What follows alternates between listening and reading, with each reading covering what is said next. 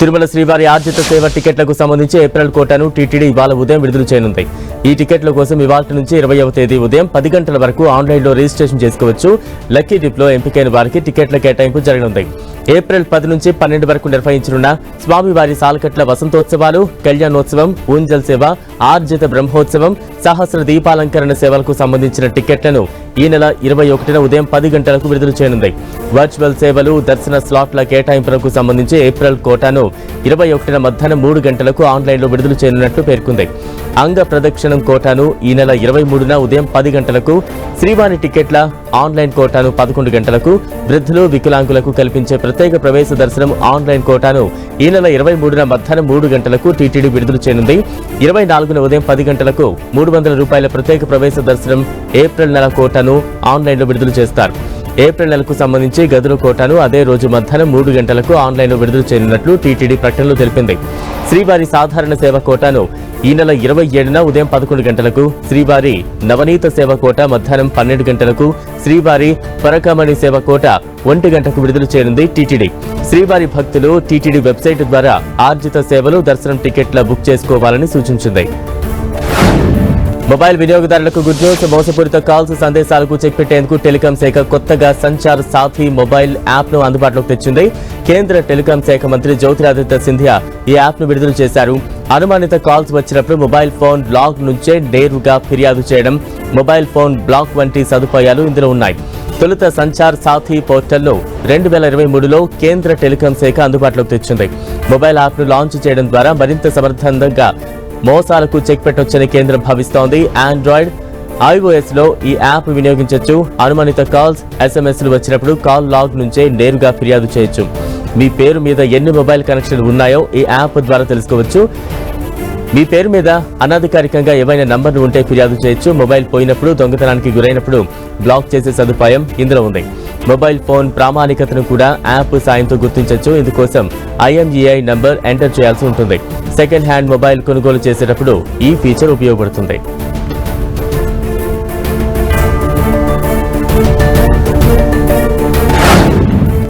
రోడ్లు భవనాల శాఖ ఆధ్వర్యంలో రహదారుల అభివృద్ధి నిర్వహణను హైబ్రిడ్ యాన్యుటీ మోడల్ HAM పద్ధతిలో మోర్త్ ప్రమాణాలకు అనుగుణంగా చేయడానికి తెలంగాణ ప్రభుత్వం సిద్ధమవుతోంది. రాష్ట్రంలో దాదాపు 12,000 కిలోమీటర్ల రోడ్లను ఈ పద్ధతిలో అభివృద్ధి చేయనున్నారు.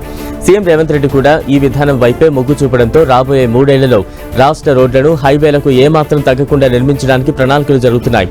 రాష్ట్రంలో రోడ్లు భవనాల శాఖ పరిధిలో మొత్తం 27,737 కిలోమీటర్ల మేర రోడ్లున్నాయి. ఇందులో బీటీ రోడ్లు 92.4% కాగా సీసీ రోడ్లు 3.2%, మెటల్ రోడ్లు 1.10%, నాన్ మెటల్ రోడ్లు 3.3% మేర ఉన్నాయి. రాష్ట్రంలో 12,000 కిలోమీటర్ల మేర రహదారులను మోర్త్ ప్రమాణాలకు అనుగుణంగా అభివృద్ధి చేయాలంటే భారీ స్థాయిలో నిధులు అవసరమయ్యే అవకాశం ఉంది. కొన్నేళ్లుగా రోడ్లు భవనాల శాఖకు భారీగా బడ్జెట్లో నిధులు కేటాయిస్తున్న క్షేత్రస్థాయిలో మాత్రం పనులు వేగంగా ముందుకు సాగట్లేదు. చాలా చోట్ల కాగితాల మీద ప్రతిపాదనలకే పరిమితమయ్యాయి. కొన్ని చోట్ల సమయానికి బిల్లులు క్లియర్ కాకపోవడంతో మధ్యలోనే ఆగిపోతున్నాయి. ఈ నేపథ్యంలో రోడ్ల అభివృద్ధికి నిధుల సమీకరణపై తెలంగాణ ప్రభుత్వం ముఖ్యంగా దృష్టి సారించింది. ఈ క్రమంలోనే HAM పద్ధతిలో రోడ్లను డెవలప్ చేస్తే ఖర్చు చాలా వరకు తగ్గే అవకాశాలున్నాయని నిర్ణయించింది. మామూలుగా ఈ విధానంలో ప్రభుత్వం 40% నిధులు ఇస్తే మిగతాది కాంట్రాక్టర్ సంస్థ భరించాలి. పనులు మొత్తం పూర్తయిన తర్వాత ఆ సంస్థకు దశల వారీగా ప్రభుత్వం బిల్లులను చెల్లిస్తుంది. కేంద్ర ప్రభుత్వం పలు జాతీయ రహదారుల పనులను ప్రస్తుతం ఇదే పద్ధతిలో చేపడుతోంది. తర్వాత టోల్ ప్లాజాలను ఏర్పాటు చేసి వాహనదారుల నుంచే ఆ రహదారికి చేసిన ఖర్చులను రాబడుతోంది. రాష్ట్ర ప్రభుత్వం కూడా ఇదే పద్ధతిలో రాబోయే రోజుల్లో టోల్ ట్యాక్స్ ఏర్పాటు చేస్తుందా లేదా గుత్తేదారులకు సొంతంగా చెల్లిస్తుందా అనే అంశంపై స్పష్టత రావాల్సి ఉంది. జాతీయ రహదారులకు ధీటుగా నిర్మించే రోడ్లపై R&B శాఖ ఓ రిపోర్టును తయారు చేసింది. ఉమ్మడి జిల్లాల వారీగా మొత్తం రోడ్లు ఎన్ని కిలోమీటర్ల మేర ఉన్నాయి, జిల్లా మండల కేంద్రాలకు సంబంధించిన రోడ్ల పొడవు ఎంత, ఇలాంటివి ఎన్ని ఉన్నాయి, ఇటువంటి వివరాలతో అధికారులు తాజాగా జాబితాను సిద్ధం చేశారు.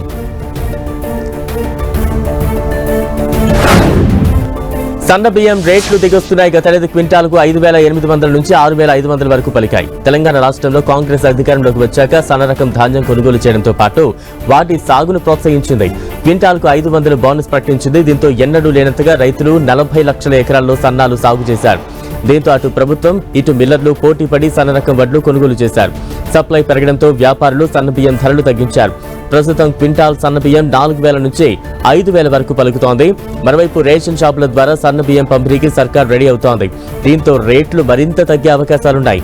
దొడ్డు రకంతో పోలిస్తే సన్నాల సాగుకు ఎకరానికి కనీసం 10,000 ఖర్చవుతోంది. దీంతో సన్నాలు సాగు చేసిన రైతులంతా తీవ్రంగా నష్టపోయారు. ఆ తర్వాత సన్నాల సాగును తగ్గిస్తూ వచ్చారు. ఇటీవల రాష్ట్రంలో సన్నాల సాగును ప్రభుత్వం ప్రోత్సహించింది. క్వింటాల్కు 500 రూపాయల బోనస్ ప్రకటించింది. దొడ్డు సన్నాల కొనుగోళ్లకు వేర్వేరు కేంద్రాలను ఏర్పాటు చేసింది. వానాకాలం సీజన్లో 66.71 లక్షల ఎకరాల్లో వరి సాగువగా అందులో 40 లక్షల ఎకరాల్లో సన్నాలే పండించారు. 2023-24 వానాకాలం సీజన్లో కేవలం 20 లక్షల టన్నులు మాత్రమే సన్నాలు దిగుబడి వచ్చింది. సప్లై తగ్గడంతో డిమాండ్ పెరుగుతోందని భావించిన మిల్లర్లు స్టాక్ ను బ్లాక్ చేసి జనవరిలోనే ధరలు పెంచేశారు. క్వింటాల్ కొత్త బియ్యాన్ని 5,000 నుంచి 6,000 దాకా అమ్మారు. బీపీటీ సోనా 5,000, ఆర్ఎన్ఆర్ 5,500, హెచ్ఎంటీ 5,700, జై శ్రీరామ్ 6,000 దాకా విక్రయించారు. పాత బియ్యాన్ని 5,800 నుంచి 6,500 వరకు అమ్మారు. ఆ తర్వాత యాసంగిలో సాగు మరింత తగ్గడంతో పెరిగిన బియ్యం రేట్లు ఏ దశలోనూ అదుపులోకి రాలేదు. గత వానాకాలంతో పోలిస్తే ఈసారి సన్నాల దిగుబడులు రెట్టింపైంది. సప్లై పెరగడంతో డిమాండ్ తగ్గుతుందనే భయంతో వ్యాపారులు రేట్లు తగ్గిస్తున్నారు. నిరుడు జనవరితో పోలిస్తే ప్రస్తుతం మార్కెట్లో కొత్త బియ్యం రకాన్ని బట్టి 4,300 నుంచి 5,000 దాకా విక్రయిస్తున్నారు. ఫిబ్రవరి నుంచి రాష్ట్ర ప్రభుత్వం రేషన్ షాపుల ద్వారా సన్న బియ్యం పంపిణీ చేస్తామని చెబుతోంది. ఈ మేరకు 20 లక్షల టన్నులకు పైగా సన్నవడ్లను సేకరించింది. దీంతో సన్న బియ్యం రేట్లు మరింత తగ్గే అవకాశం కనిపిస్తోంది. మూసీ పునరుజ్జీవన ప్రాజెక్టుకు అరుదైన గౌరవం దక్కింది. వరల్డ్ మాన్యుమెంట్స్ ఫండ్ WMF లిస్టులో చోటు దక్కింది. మూసీ పునరుజ్జీవన ప్రాజెక్టు ఆవశ్యకతను WMF గుర్తించింది.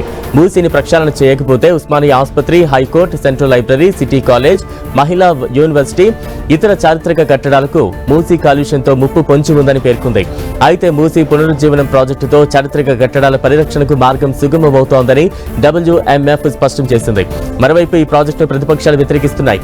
ఇప్పటికే మూసీ FTL బఫర్ జోన్లకు సంబంధించిన మార్కింగ్ చేయడంతో పాటు ఇళ్లను కూడా ఖాళీ చేయించారు. దీంతో పాటు ఈ ప్రాజెక్టుకు సంబంధించిన DPR పనులు కూడా జరుగుతున్నాయి. మెయిన్ హార్ట్ ఏజెన్సీతో Musi river front development corporation limited గతేడాది డిసెంబర్ 4న ఒప్పందం చేసుకుంది. ఒప్పందంపై ఇరు సంస్థలకు చెందిన ప్రతినిధులు సంతకాలు కూడా చేశారు.